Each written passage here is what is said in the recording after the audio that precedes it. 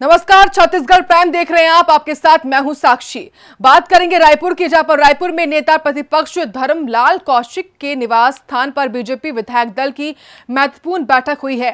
बैठक में बीजेपी के राष्ट्रीय महामंत्री दुष्यंत कुमार गौतम भी मौजूद रहे हैं। बैठक में भूपेश सरकार को घेरने की रणनीति तैयार हुई है। इसी के साथ नेता प्रतिपक्ष धर्मलाल कौशिक ने राज्य सरकार पर चुटकी लेते हुए कहा है कि छत्तीसगढ़ सरकार की भ्रष्टाचार चरम सीमा पर है। वहीं इस मामले पर पीसीसी चीफ मोहन मरकाम ने बीजेपी पर पलटवार करते हुए कहा, विपक्ष कोई भी मुद्दे लाए, हम सामना करने के लिए तैयार हैं। तो बीजेपी विधायक दल की बैठक हुई। इस बैठक में धर्मलाल कौशिक के निवास पर यह बैठक की गई, जहां महामंत्री दुष्यंत कुमार गौतम इस बैठक में मौजूद रहे।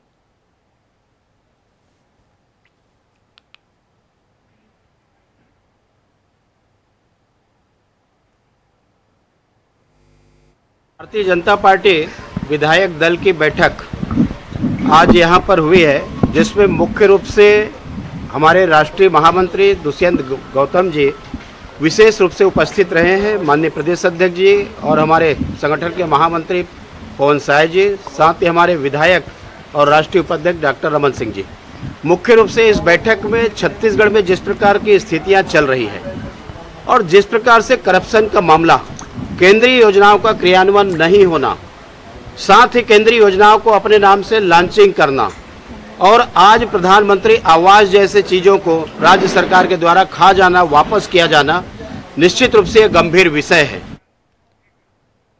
वहीं रायगढ़ में बीजेपी विधायक दल बैठक खत्म होने के बाद छत्तीसगढ़ के पूर्व सीएम और बीजेपी के राष्ट्रीय उपाध्यक्ष डॉक्टर रमन सिंह ने मीडिया के साथ मुखातिब हुए और भूपेश सरकार पर तंज कसा। उन्होंने कहा, भूपेश सरकार 2.5 साल में पूरे हो गए, लेकिन ये सरकार पूरी तरीके से फ्लॉप रही है।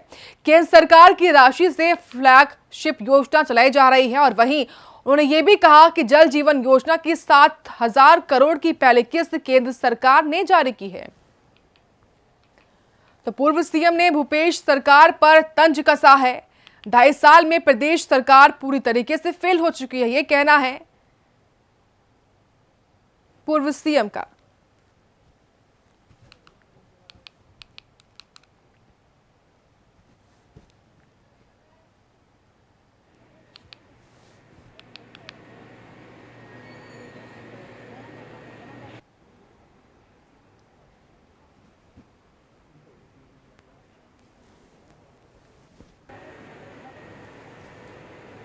जी की उपस्थिति में विधायक दल की आज बैठक संपन्न हुई है और विधायक दल की चिंता और केंद्र तक कैसे हमारी बात सीधे पहुंचे, राष्ट्रीय महामंत्री के सामने सभी विधायकों ने अपनी बातें, अपनी चिंता जाहिर की कि छत्तीसगढ़ की सरकार 2.5 साल में सभी मोर्चे में पूर्णतः असफल रही है। सरकार दिवालिया की स्थिति में है। केंद्र सरकार की योजनाओं को रोज प्रसारित अपने नाम से फोटो छपाने का काम कर रही है। वही बात अब कबीरधाम की, जहां पुलिस को बड़ी सफलता मिली है। एक महिला नक्सली समेत 2 इनामी नक्सलियों ने सुरक्षा बलों के सामने आत्मसमर्पण कर लिया है। नक्सलियों ने पुनर्वास नीति के तहत आत्मसमर्पण किया है। यह पहला मामला है जहां नक्सलियों ने आत्मसमर्पण किया है। कबीरधाम जिले के पुलिस अधिकारियों ने बताया है कि जिले में सुरक्षा बलों के सामने भीमदेव एरिया कमेटी के सचिव दिवाकर उर्फ किशन और कमेटी की मेंबर देवे उर्फ लक्ष्मी ने आत्मसमर्पण कर लिया है।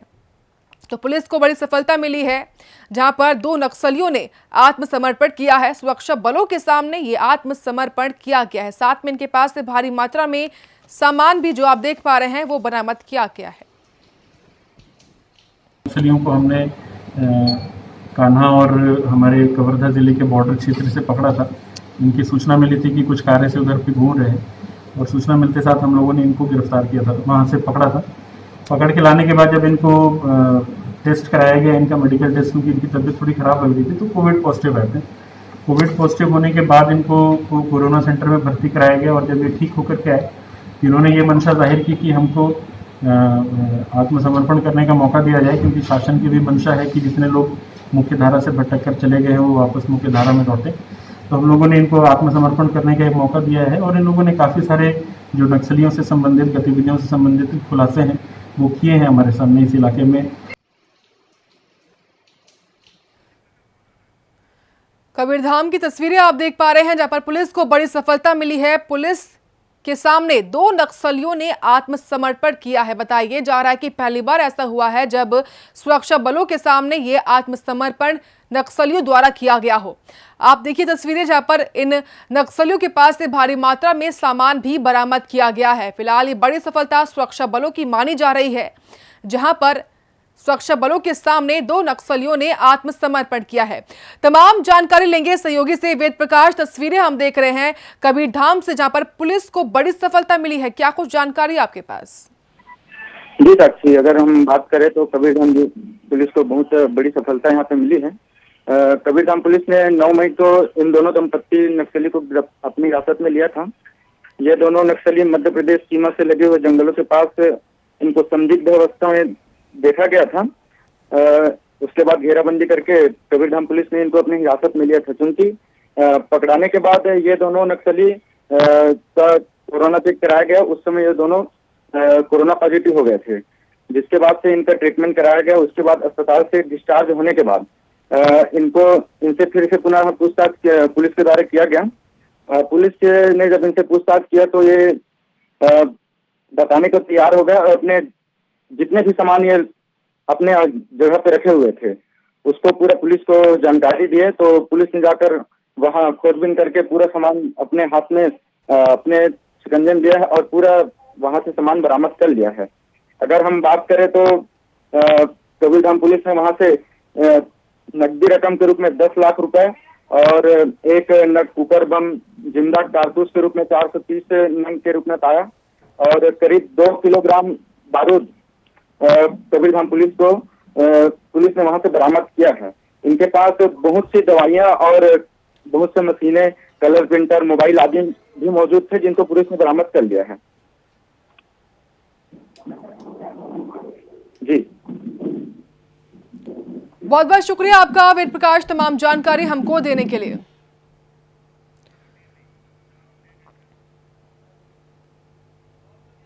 छत्तीसगढ़ में कोविड का कहर नक्सलियों पर भी टूटा है। प्रदेश में 2 दर्जन से अधिक नक्सलियों की संक्रमण के चलते मौत हो चुकी है। पुलिस को अंदेशा है कि खूंखार नक्सली कमांडर हिडमा भी संक्रमण की चपेट में है। बस्तर के आईजी पी सुंदरराज ने नक्सलियों के कोविड संक्रमित होने और कोविड से मौत होने का खुलासा किया है। आईजी ने बताया है कि पिछले 2 महीने में सीपीआई माओवादी संगठन के कई कैडर की कोविड से मृत्यु हुई है। नक्सली कमांडर हालांकि अपने कैडर से भी कोविड संक्रमण और इससे होने वाली मौतों को छिपाने की कोशिश कर रहे हैं। पुलिस को मिली जानकारी के अनुसार सबसे खूंखार नक्सली हिडम्बा भी कोविड से संक्रमित हो गया है। संक्रमण के चलते नक्सली मौत का शिकार हो रहे हैं क्योंकि वो दवाओं की कमी से जूझ रहे हैं। कैडर में डर का माहौल ना पैदा हो, इसलिए बड़े कमांडर्स के संक्रमित होने की खबरें छिपाई जा रही हैं। आईजीपी सुंदरराज ने कहा है कि नक्सली हिंसा का रास्ता छोड़ आत्मसमर्पण करें तो शासन उनकी बेहतर इलाज में मदद भी करेगा। उन्होंने ग्रामीणों को नक्सली गतिविधियों से दूर रहने की सलाह भी दी है।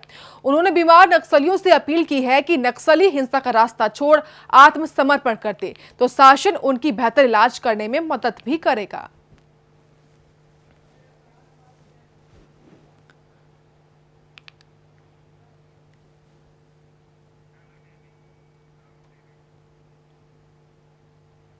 बात अब बिलासपुर की, जब बिलासपुर में बीजेपी नेता सरोज पांडे ने बड़ा बयान दिया है और कोविड वायरस को मानव निर्मित वायरस बताया है। इसके अलावा उन्होंने ये भी कहा है कि दूसरी लहर की भयावहता का किसी को अंदाजा नहीं था और केंद्र सरकार ने जिस तरह परिपक्वता दिखाई वह काफी सराहनीय है। बीजेपी नेता सरोज पांडे ने छत्तीसगढ़ भवन में पत्रकारों से मुलाकात करते हुए चर्चा की। इस दौरान उन्होंने कहा कि केंद्र सरकार के कोरोना महामारी में किए गए कामों की तारीफ भी की उन्होंने। साथ ही उन्होंने कहा कि इतनी बड़ी जनसंख्या वाला देश में हर व्यक्ति की सुरक्षा से लेकर उनके वैक्सीनेशन तक के काम को केंद्र सरकार ने बखूबी निभाया है। तो बीजेपी नेता सरोज पांडे का बड़ा बयान, जहां पर कोविड को उन्होंने मानव निर्मित वायरस बताया है।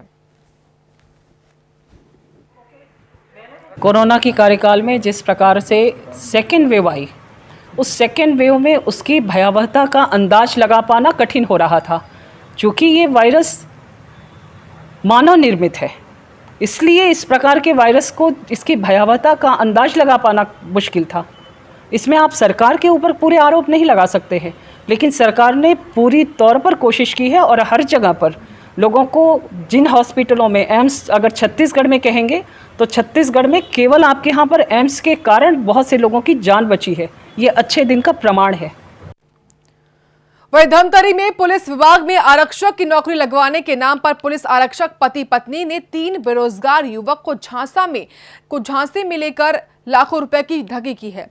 पीड़ितों ने मामले की शिकायत भकारा थाना पहुंचकर की है। सूचना के बाद पुलिस आरक्षक पति पत्नी के खिलाफ मामला दर्ज करके अग्रिम कार्रवाई कर रहे हैं। दरअसल आरोपियों ने पुलिस की नौकरी दिलाने का झांसा देकर 3 लाख रुपए नगद और 2 लाख रुपए का चेक लिया है, लेकिन महीनों बीत जाने के बाद भी जब युवकों की नौकरी नहीं लगी तो पीड़ितों को ठगी का एहसास हुआ। फिलहाल पुलिस मामला दर्ज करके अग्रिम जांच पड़ताल कर रही है। पूरा मामला धमतरी का, जहां पर पुलिस में नौकरी दिलाने के नाम पर ठगी का ये पूरा मामला खुलकर सामने आया है, जहां पर बेरोजगार युवकों से लाखों रुपए ठगे गए हैं।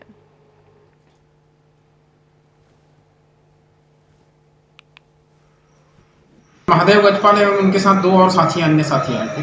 उनके लड़के लोग पूर्व में 2017-18 में पुलिस की भर्ती वैकेंसी निकला था, उसमें अप्लाई किए थे। तो उनने काफ़ी अपना जो नियम के तहत मापदंड था उसमें भाग लिया था। तो वहीं की एक लड़की है जो वर्तमान में पुलिस विभाग में गौरी बंजारी करके, और उसका पति, ये दोनों ने मिलकर के इनको झांसे में लिया कि जान पहचान का हवाला दिया अधिकारियों से और नेताओं से, ऐसा करके, और झांसे में लेकर के उनसे नौकरी लगाने के नाम से 2-2 लाख का डिमांड किया। इस पर से आवेदकगण ने उनको बैंक चेक और नगद राशि भी दी। वहीं कोरिया के बैकुंठपुर में 48 साल पुराना खांडा बांध पिछली बरसात में बह गया था।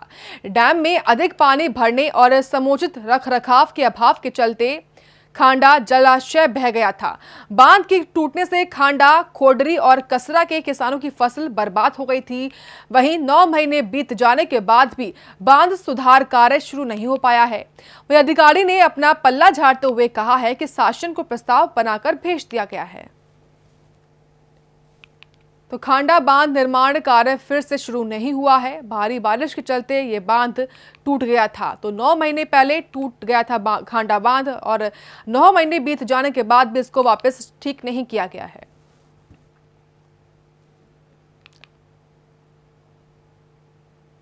काला जलाशय का प्राक्कलन शासन की ओर भेजा गया है। शासन से स्वीकृति योगदान की उसमें कार्य किया जा सकेगा। वर्तमान में कोरोना काल के कारण अभी स्वीकृति नहीं मिल पा। जैसे कई किसानों को भी खेतों में मिट्टी भरा हुआ है, उसको भी नहीं साफ़ करवाया गया विभाग के द्वारा। काफ़ी किसान नाराज़ दिख रहे हैं। इस बार बरसात जैसे पानी भी सिंचाई के लिए नहीं मिल पाएगा।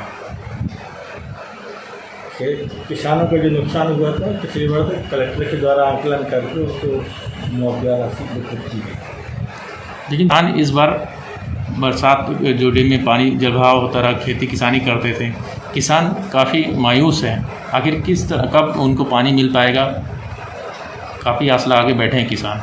प्रयास चल रहा है। हमारी माननीय विधायक महोदय भी प्रयास कर रही हैं। संभवतः अति शीघ्र ही स्वीकृति मिल जाएगी और हमारी माननीय विधायक महोदय इस मामले में काफ़ी सक्रिय हैं। उनके द्वारा इसमें काफ़ी प्रयास चल रहा है।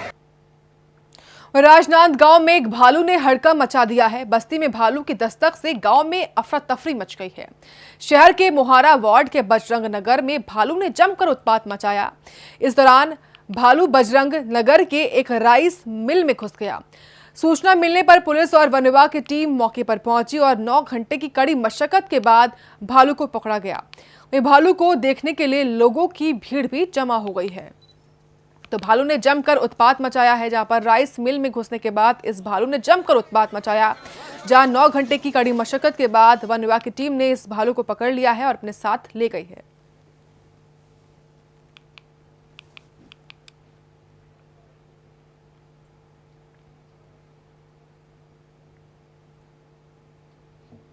आज सुबह सूचना मिली थी कि राजनांदगांव के सिटी के अंदर बस्ती में एक भालू जो है वो आया था।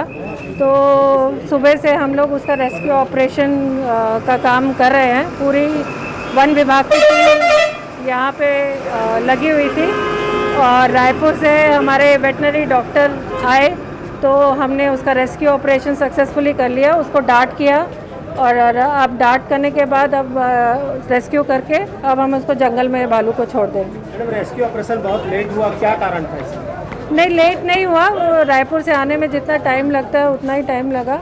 तब तक भालू सुरक्षित था। हमारी विभाग की टीम पूरी लगी हुई थी। किसी को भी कोई हानि नहीं हुई, ना जान की ना माल की, सब सुरक्षित।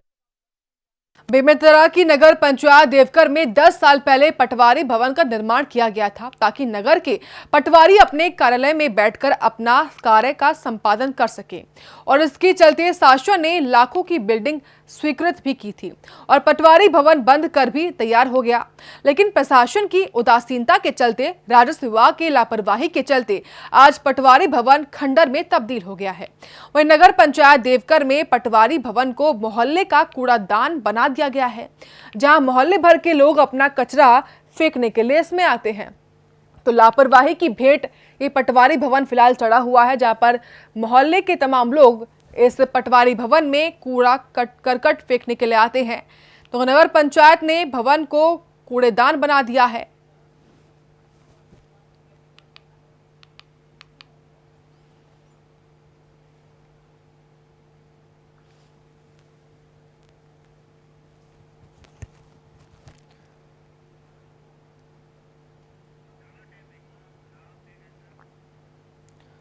सरगुजा संभाग में पिछड़ी जनजाति समुदाय के साथ लगातार अत्याचार और प्रताड़ना को लेकर शिकायतें मिलती रहती हैं। इसे लेकर बीजेपी अनुसूचित जनजाति मोर्चे के जिला उपाध्यक्ष राम लखन पैकरा और साथ में सरगुजा कमिश्नर को ज्ञापन सौंपकर कार्रवाई की मांग की गई है। दरअसल कुछ दिनों पहले ग्राम चेरा में 3 नाबालिग सहित 8 ग्रामीणों की सामूहिक रूप से पिटाई की गई थी, जिसके चलते अनुसूचित जनजाति मोर्चा ने आरोपियों के खिलाफ कार्रवाई की मांग की है। तो सामूहिक रूप से पिटाई का ये पूरा मामला, जहां पर अनुसूचित जनजाति मोर्चा ने कमिश्नर को ज्ञापन भी सौंप दिया है और जल्द से जल्द कार्रवाई करने की मांग भी की गई है। बात अब बिलासपुर की, जब बिलासपुर के जिम ट्रेनर का काम करने वाले बाउंसर ने एक युवक की जमकर पिटाई कर दी है। दरअसल कुछ दिनों पहले युवक ने जिम ट्रेनर की बाइक से पेट्रोल चोरी कर लिया था। इसके बाद कैमरे फुटेज में बाउंसर ने युवक को पहचान लिया और जमकर पिटाई करना शुरू कर दिया। पिटाई के बाद युवक पूरी तरीके से जख्मी हो गया, जिसके बाद युवक के परिवार उसको अस्पताल लेकर पहुंचा, जहां से डॉक्टर ने उसे सिम्स रेफर कर दिया है। फिलहाल पीड़ित युवक की हालत गंभीर बनी हुई है। वहीं मारपीट के आरोपी युवक को पुलिस ने गिरफ्तार भी कर लिया है। 23 तारीख की दरमियानी रात एक लड़ाई झगड़ा की सूचना थी। पुलिस बल मौके पर भेजा गया, जहां पर डोमेश्वर श्रीवास, ये 16 साल का एक लड़का है। आरोपी का कहना है कि पेट्रोल चोरी करता था, इस वजह से उसने इसको मारा है। डोमेश्वर के बड़े भाई की रिपोर्ट पर अपराध पंजीबद्ध किया गया है 294, 323, 506, 34। विवेचना में अभी एक आरोपी और है जिसकी अरेस्टिंग नहीं हुई है, अभी हिरासत में लिया गया है, पूछताछ जारी है। पीड़ित अभी हॉस्पिटल में एडमिट है, उसका इलाज चल रहा है। उसका कथन आने के बाद अग्रिम विवेचना कार्रवाई की जाएगी। रायगढ़ में मोनेट अस्पताल में हुए हादसे में बुरी तरह घायल सहायक मैनेजर की अस्पताल में इलाज के वक्त मौत हो गई है। बताया जा रहा है कि वो बहुत ज्यादा झुलस गए थे और उनके शरीर में संक्रमण भी हो गया था। असिस्टेंट मैनेजर की मौत के बाद 2 अन्य घायलों को एयर एम्बुलेंस से मुंबई भेज दिया गया है और बाकी घायलों को अब भी मुंबई भेजे जाने की तैयारी हो रही है। तो वहीं असिस्टेंट मैनेजर की मौत के बाद बाकी के घायलों को भी मुंबई भेजने की कोशिश हो रही है। आपको बता दें कि इस हादसे में 5 लोग झुलस गए थे।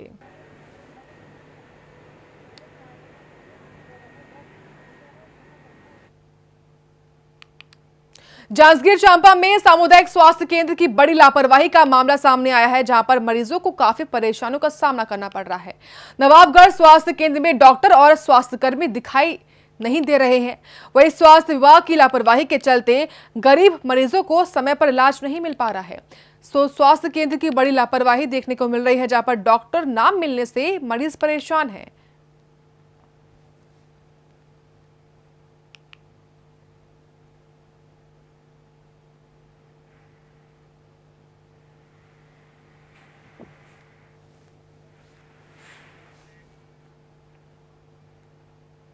बेमेतरा जिला पंचायत मेंबरों ने 15वें वित्त की राशि आवंटन को लेकर प्रदर्शन किया है। मेंबरों ने जिला पंचायत सीईओ और कलेक्टर पर मनमानी करने के आरोप लगाते हुए साथ ही उन्होंने ये कहा है कि जिला प्रशासन को चेतावनी भी दी है। उनका कहना है कि वो अगर 15वें वित्त की राशि का जल्द आवंटन नहीं किया गया तो इसकी शिकायत पंचायत और ग्रामीण विकास मंत्री टीएस सिंहदेव से करेंगे। नाराज मेंबरों ने कलेक्टर ऑफिस के बाहर धरना प्रदर्शन भी किया है। सीईओ के खिलाफ नारेबाजी भी की गई है। गवर्नमेंट ने जारी किया है जिसको जिला पंचायत सदस्यों को बराबर बांटना था। छत्तीसगढ़ में 27 जिला पंचायत है जिसमें 24 में तो कांग्रेस का है, वहाँ पट गया, कांग्रेस के सदस्य लोग बराबर बांटते हैं। यहाँ बेमेतरा में चूँकि कलेक्टर साहब ने अपना अलग से कार्य योजना बना के कि भाजपा के सदस्य लोगों को नहीं मिलना चाहिए, तो हमारे अधिकारों का हनन हो रहा है। इसलिए अधिकार के लिए हम कलेक्टर साहब के पास आए हैं और यहाँ बैठे हैं। इसमें रविंद्र चौबे जी खुद जनप्रतिनिधि होकर एक जनप्रतिनिधि का अपमान करा रहे हैं। ये कैसा जनप्रतिनिधि है, कैसा मंत्री जी है? वो हमको दिया नहीं जा रहा है। आज देंगे कल देंगे बोल रहे हैं लेकिन दिया नहीं जा रहा है। केंद्र की योजना है जो हम लोग के जिला पंचायत सदस्यों के लिए आई है और राशि को हम लोग को बांटने ही नहीं दे रहे हैं लोग। तो क्या इसीलिए बैठे किस बात? इसीलिए हम लोग यहाँ हम जिला पंचायत सभापति, अध्यक्ष, उपाध्यक्ष सभी लोग कलेक्टर में आके यहाँ हम लोग धरना प्रदर्शन कर रहे हैं ताकि हमारी 15 वित्त की पैसा वो हम लोग को मिल सके, हम लोग वो पैसे को जनता के हर गांव में विकास कर सके। इसलिए हम लोग यहाँ धरने में बैठे हैं। जांजगीर चांपा के थाना क्षेत्र में लापता व्यक्ति का एक हफ्ते के बाद भी कोई सुराग नहीं लग पाया है। वहीं पीड़ित परिवार ने डीएम ऑफिस पहुंचकर मदद की गुहार भी लगाई है। आपको बता दें कि व्यक्ति एक हफ्ते पहले काम पर जाते वक्त लापता हो गया था। परिवार ने पुलिस में एफआईआर दर्ज कराई लेकिन अभी तक लापता व्यक्ति का कोई भी पता नहीं चल पाया है। परिवार किसी अनहोनी की आशंका भी लगा रहा है। पापा 17 तारीख को रात में 9 बजे पीआईएल जाने के लिए निकले हैं, ड्यूटी जाने के लिए। उसके बाद से हम लोग 36 जैसे सुबह हो गया सेकंड डे, तो सुबह हम लोग 6:30 बजे वो आ जाते हैं। तो नहीं आया तो हम लोग हड़बड़ा कर इधर उधर फिर उसको देखने लगे, लेकिन पीआईएल वगैरह में भी पता किए तो वहाँ पे भी कुछ पता नहीं चल रहा है और ना ही घर आए हैं ना वो पीआईएल गए हैं। तो क्या हुआ है हम लोग को कुछ भी समझ में नहीं आ रहा है। इसकी सूचना हम लोग वहाँ चांपा थाने में भी दिए, कलेक्टर महोदय जी के पास भी गए थे, लेकिन उसके बाद भी कार्यवाही क्या चल रही है हम लोग को इसमें कुछ भी संतुष्ट नहीं लग रहा है सर, कार्यवाही में हम लोग को देखते हुए। रायपुर में संत कबीर दास जयंती के मौके पर कांग्रेस मुख्यालय राजीव भवन में संगोष्ठी और भजन संध्या का आयोजन किया गया। इस आयोजन में पीसीसी चीफ मोहन मरकाम सहित कांग्रेस के कई दिग्गज नेता शामिल हुए। इस मौके पर पीसीसी चीफ ने प्रदेशवासियों को बधाई भी दी है। कांग्रेस कमेटी में है और इसी के साथ छत्तीसगढ़ प्राइम में इतना ही। आप देखते रहिए प्राइम न्यूज।